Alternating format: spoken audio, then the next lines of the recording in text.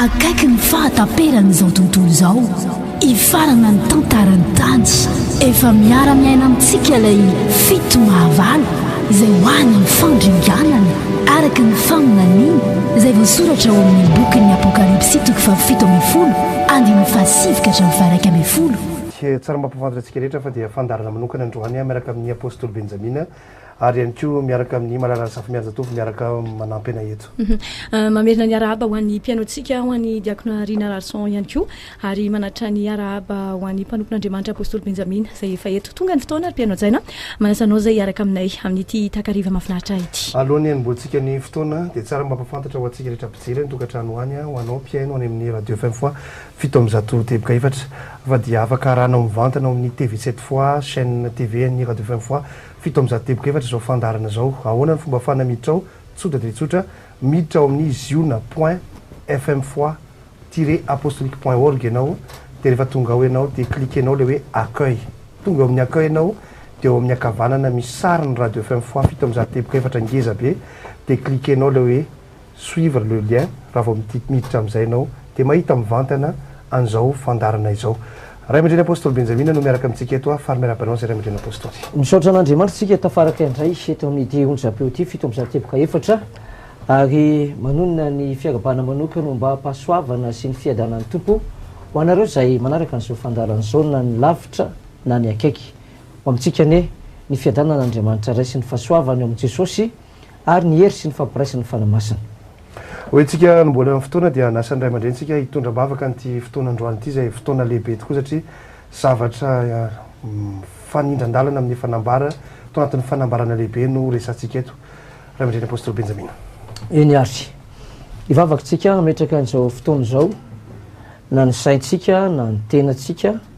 eny indrindra fa ny vava izay anambara ny sofina izay andrehany zany fanambarana lehibe metimety zany tsara mampafantatra fa ny fanambarana dia tsy anay fa avy amin'Andriamanitra fa izay dia fitaovana fotsiny ihany ka dia amin'ny mahafitaovana dia manaiky izay tarihan'ilay tompon'ilay fitaovana izy moa ny tompon'ilay fitaovana Jesosy Kristy tompo izay mpamonjy izao tontolo izao ny antso sady nanositra apôstôly nanana anjarany amin'izany zay satria izy ny antso ny fidy ka noho ny amin'ny anaran'i Jesosy tompo sy ny amin'ny fahamarinana izay apetrany sy ny amin'ny herin'ny fanamasina izay mitarika antsika amin'ny marina rehetra dia tonga eto izay anatanteraka an'izany sitrapon'Andriamanitra zany ny faniriana amin'ny maha olombelona sady mpanompon'Andriamanitra dia izao hoe mba hipaika tsara any amin'izay maheno aloha ny teny faharoa mba hisokatra tsara ny sainy ary fahatelo ahafantatra tsara ny tena sitrapon'Andriamanitra indrindra fa ny famonjena izay ao amin'i Jesosy Kristy tompo le famonjena voaro hatramin'izay ka hatramin'izao mba tsy ho very izay rehetra mino an'i Jesosy ilay famonjena ho azy ary koa hitondra fahalalana hitondra fampitomboana ho an'izay mily zany ka noho izany ary dia tsara antsika diakona Rina Larson sy anavavy malala raha hivavaka apetraka amin'ny tompo ny zavatra rehetra miteraka anay tamin'ny teny fahamarinana ary ataonao tonga mpanompo ny fahamarinana ilaza ny fahamarinana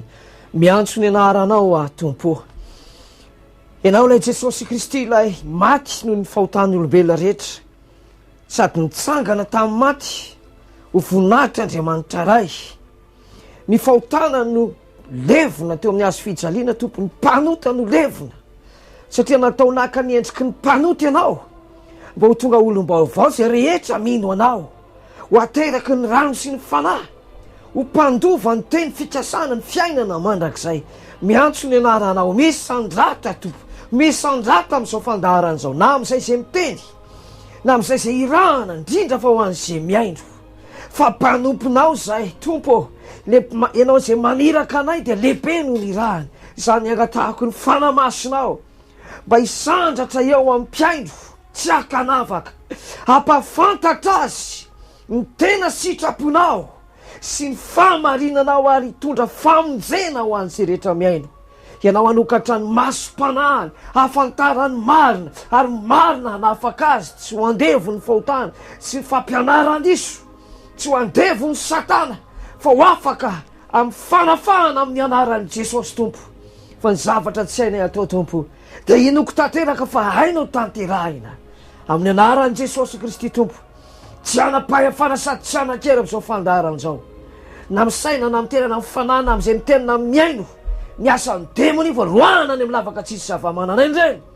didina amin'ny anaran'i jesosy tompo roahana ny dinany zany amin'ny anaran'i jesosy fa ny fanamasinao dia anositra na hitarika anay amin'ny anaranao jesosy noko zavavaka zany amen. eny ary miditra antsika anatin'ny rezesaka androany raha mandreny apôstôly benjamina ny zavatra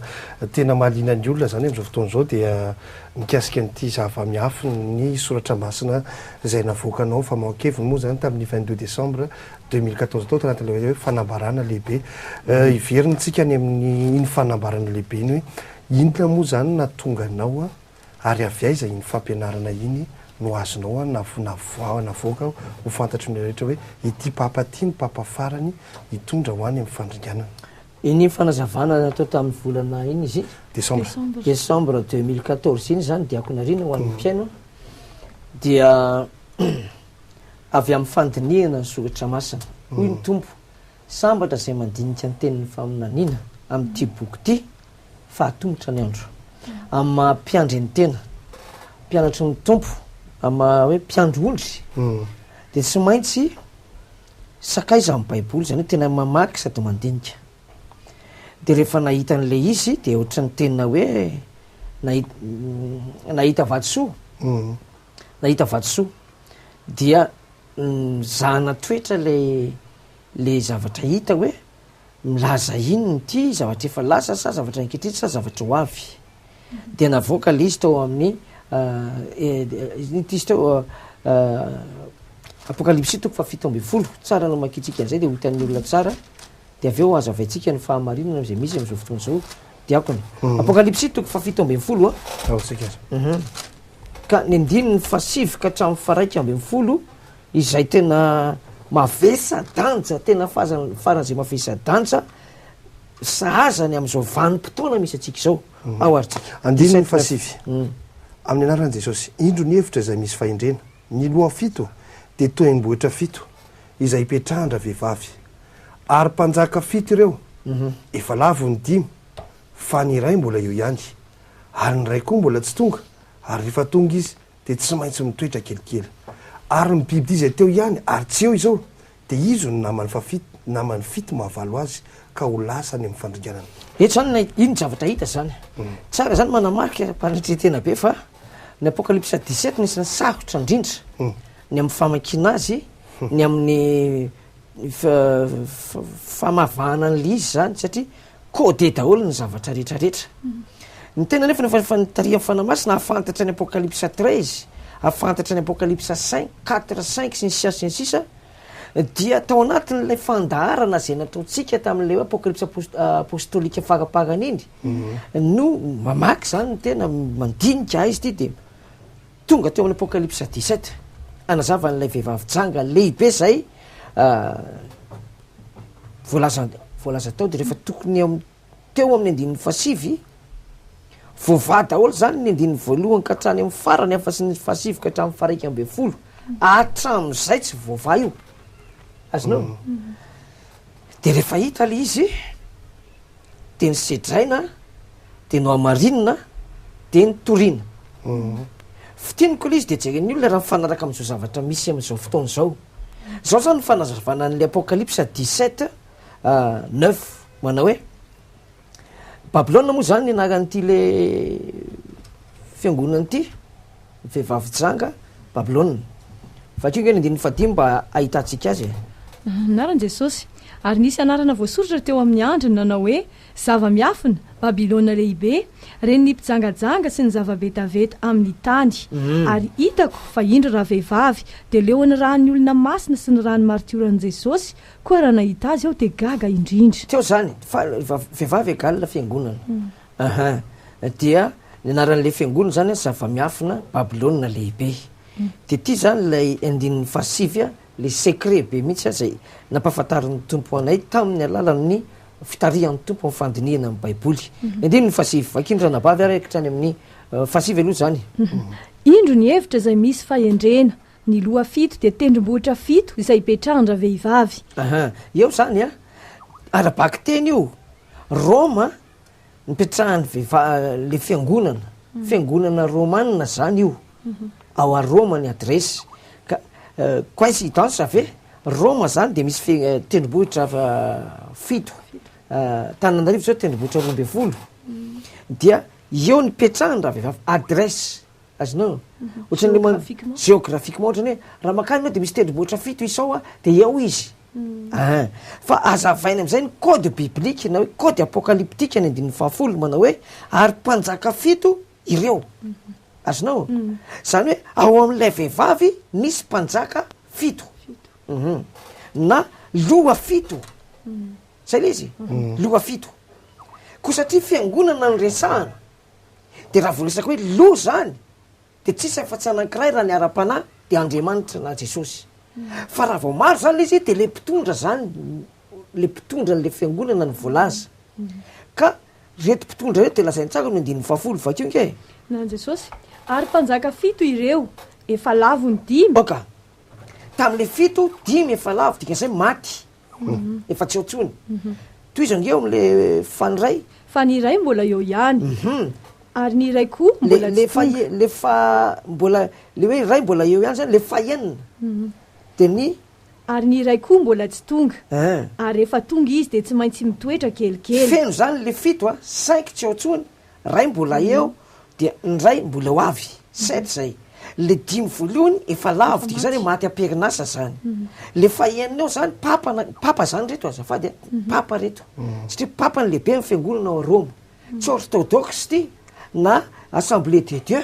na témoin de Jéhovah na adventiste azonao fa ny fiangonana katolika romanina misy amin'ny papa ny lehibe indrindra ao ka papa 5 nefa tsy taotsony nanomboka ovinany nisy papa 5 nanomboka tamin'ny 1929 diako na tadidinao nisy larana fasivy amin'ny 500 na 259e papa Pie XI amin'ny anarana hoe Achille Ratti numéro 260 Pie XII amin'ny anarana hoe Eugenio Pacelli faharoa am'le 5 zay faharoa zay papa 261 sao de hita ny vanimpotoana avetsika Pie XI 6 février 1922 ka hatramin'ny 10 février 1939 Pie XII 2 mars 39 hatramin'ny 9 octobre 1958 Jean 23 na hoe Angelo Giuseppe Roncalli dia ny 28 octobre 1958 ka hatramin'ny 3 juin 1963 telo am'le 5 zay ny faefatra papa 262 bienheureux Paul VI na hoe Giovanni Battista Montini 21 juin 1963 hatramin'ny 6 août 1978 zany nahitan'izy io ny papa 263e pape Jean-Paul Ier 26 août 1978 hatramin'ny 28 septembre 1978 Albino Luciani zay io le papa vitifety narary tampoka ray volana fotsiny ray volana monja de maty de maty zay ny 5 zay ny 5 efa lavo miditra atsika eo am'le 15 hoe mpanjaka fito reo efa lavo ny 5 ny ray mbola eo ihany izy ary le manaraka an'ilay Jean-Paul Ier ny le papa manaraka le tandroka Jean-Paul II no manaraka ny Jean-Paul Ier ary tamin'ny 16 octobre 1978 ka hatramin'ny 2 avril 2005 Carole Vocila ary tamin'ny io le fahenina le voalaza eo ny ray mbola eo ihany le anankiray fahafito le ray koa mbola tsy tonga ary rehefa tonga izy de tsy maintsy mitoetra kelikely izy io 265e pape Benoît XVI Joseph Ratzinger 19 avril 2005 hatramin'ny 28 avril 2013 zay fa naninona ary a le faminanina ny laza hoe eo amin'ilay fampitony zay mbola tsy ao fa ho avy eo ihany de rehefa tonga izy de vetivety ihany maeo azy naninona zay faminanina zay nitateraka tamin'ilay 265e teo naninona nitateraka teo amin'ny papa Benoît XVI io ary fantany amin'ary maninona nono nanao démission izy maninona izy ny sisa valiny satria marina ny faminanina ka nafantany fisinoana tsy fantany de vetivety ihany izy fa valy taona izy ny teo zay de lasa izy zay zany le fito loha fito fa mametraka fanontaniana ry zareo ary le tsy naheno tamin'ny voalohany hoe fa maninona ny tamin'ny 1929 le izy ranabavy malala tsotra ny valiny tamin'ny 1929 io a satria ny ainga tamin'ny 1798 ny fanisan'io inona zavatra nitsanga tamin'ny 1798 rehefa tamin'ny 1798 tsy taditiko le daty nitsara le daty mazava tsara fa no tafian'ny tafika frantsay taritin'ny général Berthier Vaticana azonao tamin'izany zany mafy be ny persécution fanenjena sy famonona nataon'reto fivavahany reto dia nitsahatra ny persécution fanenjehana rava ny fanjakana azy satria fanjakana anankiray resy izy zany azonao fa mbola nijanona kosa ny fivavahana fiangonana azy azonareo ny ala teo zany dia fiangonana fotsiny sisany mandeha fa le état Vaticana tsy mipetraka tsony de lasa ohatrany hoe mopera fotsiny zany le papa mifandimby tao ka ta 1929 niaindrandray ilay fiverenana eo am'le sady pasteur papa zany dika zany sady président casquette roa zany de io le 1929 io niverenany casquette anankiray hoe verina président ndray nareo zany zao rehefa avy mifanaraka tamin'ny emperora Mussolini président Italie de teo ny nanomboka ny fanisana 5 osy ny baiboly ty baiboly ty tsara ny mampafantatra azy diakona ho an'ny olona ranabary fa tamin'ny taona 70 taorianany Jesosy Kristy tompo no tonga ny faminanina tamin'ny apôstôly Jaune aty amin'ny 2014 no tateraka le izy azonao ny fivoahan'lay faminanina petraka le 5 ny ray mbola ao papa Jean Paul II ny ray mbola tsy tonga fa rehefa ho avy de vetivety ihany Benoît XVI démissionnaire 265e papa raha fanisan'le document jerentsika azy teo de teo zany nazava tsara le izy aiza nidiran'ity papa anankiray ty satria loha fito fotsiny ny ato azonao tendrombohitra fito fotsiny tsy prévu ty rangaty raha ny tena marina fa saingy prévu ihany ho an'izay mandinika ny faminanina indiny fa 1 ny fisiny ty anankiray misy am'izao fotoana zao ty aminaran' Jesosy ary ny bibidia izay teo ihany ary tsy eo zao de izy no namany fito mahavalo azy ka lasa ho amin'ny fandriganana le bibidia nambara le izy bibidia par contre le fito voalohany nambara fa lo ty zany miverina am'le organisation universelle puissant matanjaka ary eken'ny mpanjakany tany fa talohan'io ve izy taloha 1798 nanana an'izay envergure hoe ngeza be zay ve izy talohan'izay izy manana envergure universelle azonao dominant sur toute la ligne azonao na politique na économique na décision ohatra fotsiny isan'ny natonga ny adiny Cuba sy États-Unis ke nisy affaire Vaticane satria ny Cuba katolika firenena katolika 5 no fandray tamin'ny KGB fanjakana rosianina azonao ny États-Unis kosa président vaovao niditra teo dia Kennedy katolika azonao de niala tany Cuba ny nakany amin'ny États-Unis président Kennedy ny katolika de retiny Cuba nijanona soviétique lasa atezany fa ny olona nijanona katolika ihany dika zany ny pouvoir ny Vatican katolika de matanjaka eo amin'ny échec politique ary mbola izy ihany namerina Barack Obama niavana tamin'ny Cuba izy ndray niditra ty François Premier ty ny hoe miavana am'izay lisany satria misy zavatra tiany ataony ka ilay faraky 10 de tsy izy akory fa papa François ka natao fotsiny izy hoe naman'le fito mahavalo azy fa bibidia no atao anaran'le izy ka raha ny prophétie ny jerena raha ny baiboly ny faminanina ny jerena amin'ny andro farany dia bibidia ny etikety mandeha fa taloha be tany tandroka lo azonao tandroka lo no filaza azy ka ao anatin'izay tsika osy ny 1 vakeo naran' Jesosy ary ny bibidia izay teo ihany ary tsy eo zao de izy no namany fito mahavalo azy ka lasa ho amin'ny fandriganana rehefa tonga eo zany ty papa fito mahavalo ty na bibidia dia voalaza hoe ho lasany fandringanana azonao 266e papa coïncidence ve tsy mahalala tsy tehitra am'zany ako azonao fa ny hoe ny fanambarana zay nambaraka de hoe zay naselasako zay azonao niniko mihitsy zany tsy nitondra fanazavana ela be tanatin'io zavatra io fa hoe aloha zay baiboly zay voasokatra no resahana de nanazava tany amin'ny radio hafa tany amin'ny tele hafa sy ny gazety hafa tany amin'ny faritra hafa fa ity ipapy ity de voalaza hoe lasa ho any amin'ny fandrinjanana am'izao fotoana zao nanomboka tam'izay desambra nakaty zay fito volana zay ny lasa misy pirofo ve zay zao nolazainy zareo eria ampahamantanana hoe misy pirofo ary ve fa tena ity fa fito mahavalo ty na ity papa François premier ty tokoa no efa mizotra any amin'ny lalana makany amin'ny fandrinjanana sa tsisy valiny misy mavesatra aza azonao mavesatra raha fantany fa izy io de tsy hanao an'le zavatra izy satria mety condamnable be tena misy pirofo ry havana ary zay mahatonga anay miteny eto zany hoe io ary fa feno le fepetra ny mahafito mahavalo any amin'ny fandrinjanana amin'ny papa François premier miala tsiny fa tsy misy fankalana manokana olona eto na fankalana fivavahana fa fanambarana misy fotsiny resantsika mahamarina n'le baiboly sy mahamarina famoakevitry ny soratra masina zay netitsika fito volana lasa zay katroka mihitsy 7 mois azonao tsika koa juin FJDS A7 androany koa 27 androany 27 misy fana 7 miaraka amitsika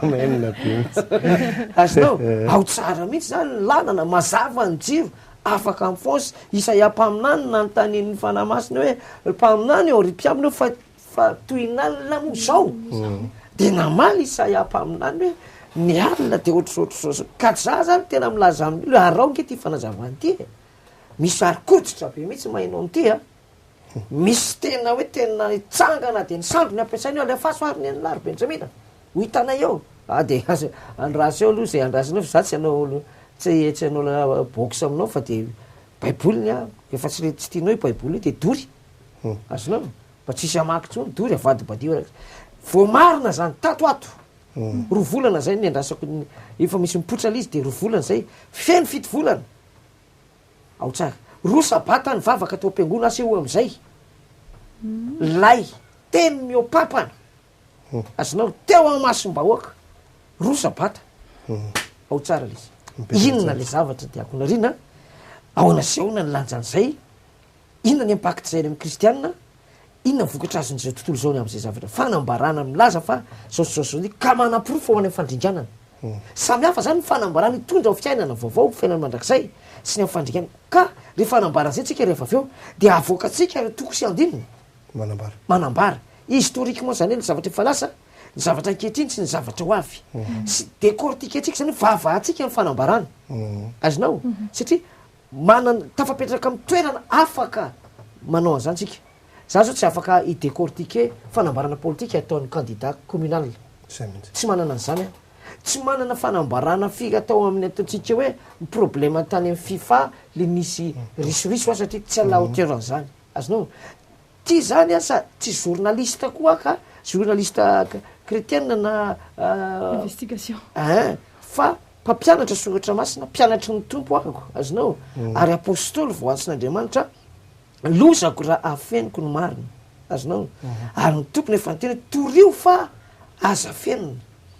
ka ko satria tsy zany anamarina any amin'ny fandringanana fa izy de ho lasaiko zay efa nylasaiko tamin'ny voalohany ihany no amafisina tsara diako narina ao anatin'izay fanazavana soratra masina zay raha mandreny apôstôly misy zavatra manitikitika ny sain'ny olona raha mamresaka nyty apokalypsy ity satria sarotra ny olona tsotra mamaky azy le hoe bibidia de tandroka de rehefa inona izy ny lasa tandroka de rehefa inona izy bibidia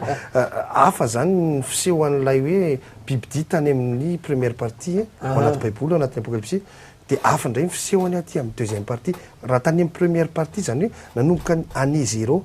ataoko ane zéro mihitsy zany mba tonga ny olona hoe ao anatin'ilay izy de tafitronata zany ny vavitonan'i Jesosy Kristy nanomboka tamin'izay ka hatramin'ny 1798 inona endrika nisehoan'ilay atao hoe bibidia ankehitriny goavana de goavana io fa raha zo atao aloha diakonarina za azonao lazaina ve le fanambarana farany teo fanambarana roa mantsy ny tena goavana indrindra le voalohany a le tamin'ny volan'iny iny le milaza hoe eny ary fa de ho amasinina ny fanambadiany lasamlahy octobre 2014 tany hoany zany octobre 18 octobre 2014 nanaraka ny fiangonana protestante de France tamin'ny fin mai 25 mai 2015 25 mai 2015 de nanamafia i papa François Ier tamin'ity herinandro ty ny fahafantarako azy tany Équateur tamin'izanao dingana tany fa Andriamanitra hony naniraka azy anamboatra n'le didi folo azonao anamboatra n'le didi folo ka izay fanambarana zay no amitsika zay averti zany hoe mahalala de mahafantatra hoe imitelona neno zay le laklosy milaza fa ho any amin'ny fandringanana izy